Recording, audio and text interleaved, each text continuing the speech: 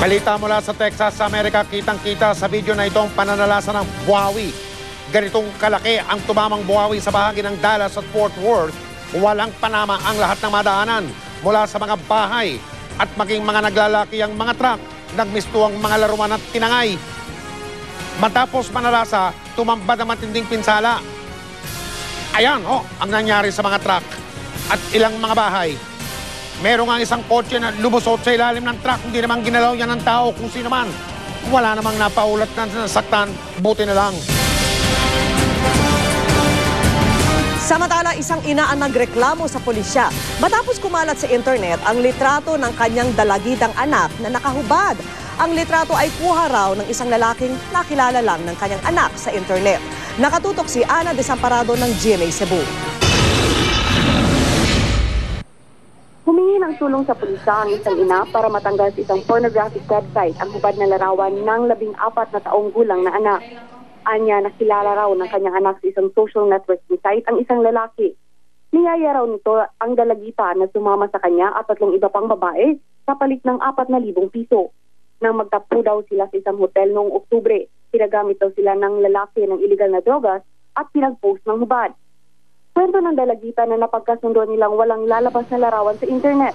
Pero noong Marso, isang kilala niya ang nakakita ng larawan. Na-delete na ako sa kanang kabastos mong oy. Hindi na raw ito makalabas ng bahay dahil sa kahiyan.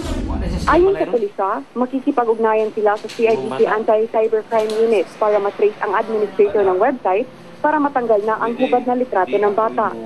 Hilingan nila sa biktima makipag-ugnayan na sa pulisya para mabigyan sila ng mga detalye tungkol sa mga umano'y ng bugaw sa kanya. Atong sutaon yun o asa gikan o i-trace back na to ang events nga nahitabo. Mahigpit ng paalala ng mga pulis, huwag basta magtitiwala sa sino mang tao na makikilala sa internet. Ana Desamparado, nakatutok 24 oras.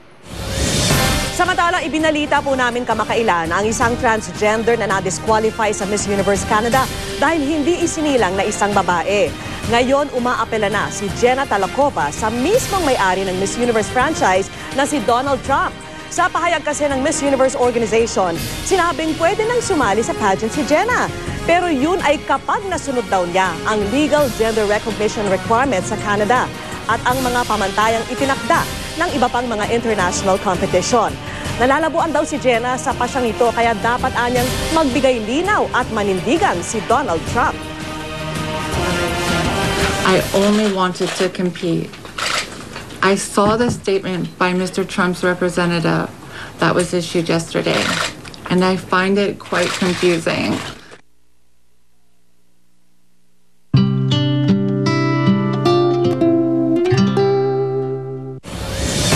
Hindi lang daw puro party at gimmick ang inaatupag ng mga nagbabakasyon sa Boracay. Katunayan, may Stations of the Cross sa Boracay na itinayo at magkakaroon daw ng sinakulo sa Biyernes Santo. Mula sa Boracay, nakatutok live si Kata Tibayan. Kata. Yes, Mike, buhay na buhay ang isla ng Boracay lalo sa pagsapit ng dilim. Pero kakaibang mukha ng Boracay ang matutunghayan natin ngayon sa Semana Santa dahil mismo ang Boracay ay nagkakaisa sa paggunita ng Semana Santa.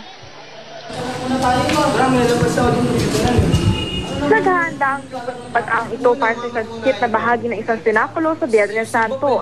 Sa mixing programang ito, nais lang ipamulat ay iba't ibang problema na kinaharap ng kabataan, tulad ng mga bisyo gaya ng pagsusugal. I-inline po natin yung kaisipan nila sapagkat alam po natin na dito po sa Boracay ay napakataas yung influensya, especially sa mga different vices. Ikinatuwa naman ito ni Father Adlai Placer na aminadong mas kilala ang Boracay sa pagpapasaya kahit mahal na araw. Pero para sa kanya, malaki na rin raw ang pinagbago ng mga bakasyonista in recent years. Yung bisita, yung grupo, na instant na yung pumupunta dito dati, parang nagigimik lang yung...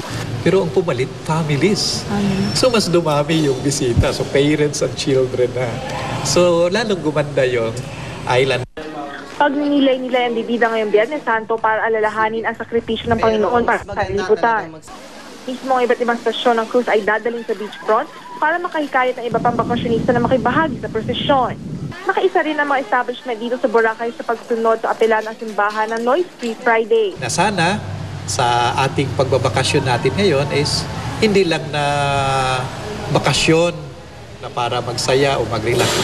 It should be a vacation with the Lord.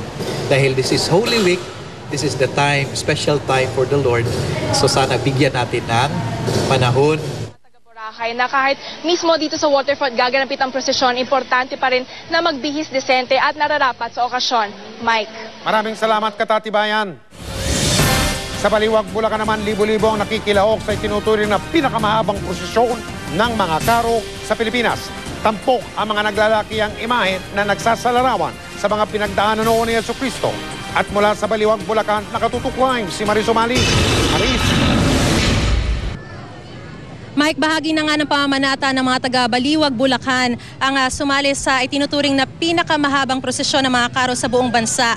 At ngayon ngang Miyerkules Santo, muling binuhay ng mga taga-Baliwag ang pagpapakasakit at pagkamatay ni Jesucristo sa pamamagitan ng isang makabuluhang prosesyon.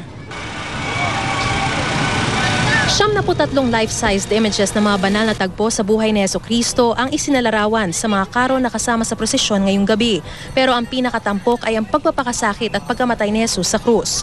Isang tradisyong nagsimula pa umano noong 1900s. Sa pamamagitan umano ng pagparada sa bayan, mas nasasariwa at naipararamdam sa mga tao ang sakripisyong ginawa ni Jesus. Magmula nang siya'y tinukso ng dyablo habang nagdarasal sa Gethsemane, hanggang sa kanyang pagpapakasakit at pagkamatay sa krus.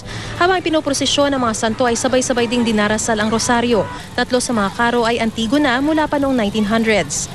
Ang prosesyon tuwing Semana Santa ay pagtuturo sa mga tao para maalala nila yung ginawang sakripisyo ng ating Panginoong Jesucristo na parang nandoon sila sa eksena. Pinaalala natin sa mga kababayan natin, sa mga hindi lang sa mga taga-Baliwag kundi sa mga nanonood na kung gaano tayo kamahal ni Lord. So siguro karapatan lamang na suklian natin ng ibayo rin pagmamahal.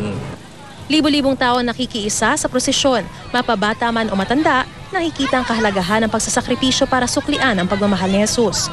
Kabilang dito ang 11 taong gulang na si Raymart na nagsimula raw sumama sa prosesyon nung siya'y 5 taong gulang pa lang. At ang 92 anyos na si Tata Eugenio, nakasama rin ang mga anak at apo sa pagtutulak sa karo. Ito ho ang nagpapalagas sa akin ng katawan. Alam ba niyo, 92 na ako. Hindi ako nagkakasakit. Palagi akong malakas, hindi naglalabo yung mata ko. Basta lahat ng pagkakataong grasya ibinibigay sa akin ng Panginoon. Para papanata. Ano pa? Pagmamahal po sa Diyos. Para naman sa ilan, di sapat ang simpleng pagsama sa prosesyon dahil panata na nila ang magkaroon ng sariling karo na taon-taon pa nila kung bihisan. Nabalik mo lang naman sa Panginoon yung blessings na binibigay niya sa akin at sa pamilya namin.